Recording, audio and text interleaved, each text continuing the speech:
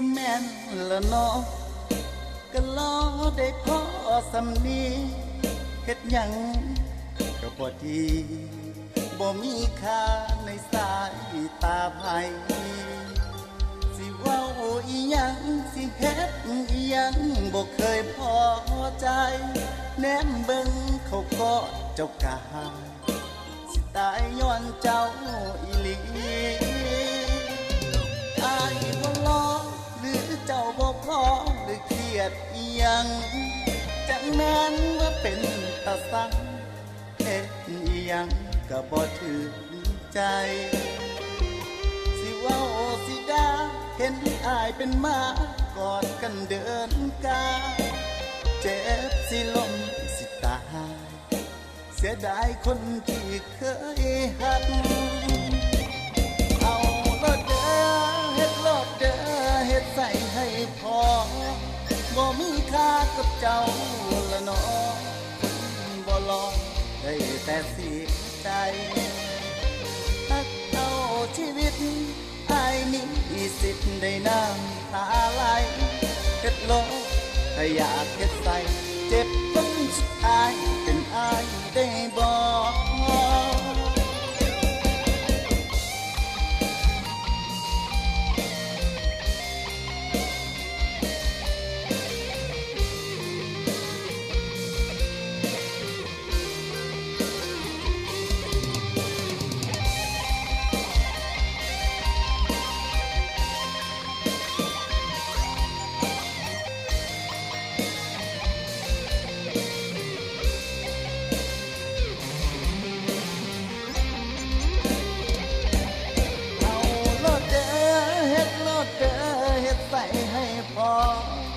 บ่มีค่ากับเจ้าละเนาะคนบ่ลองได้แต่เสียใจหักเท่าชีวิต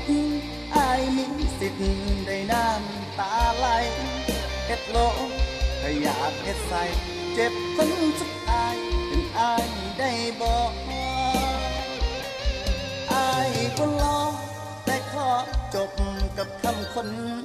ลวงขอบใจที่เจ้ายืมพวงแค่เป็นแฟนก่อนมาหากคนคืออายบ่พอสิได้สายยาไม่ให้โซดอกนาคนเอิกโซเซเป็นว่ามุปาถนาเอามาเป็นแฟนคนเอิกโซเซเป็นว่ามุปาถนา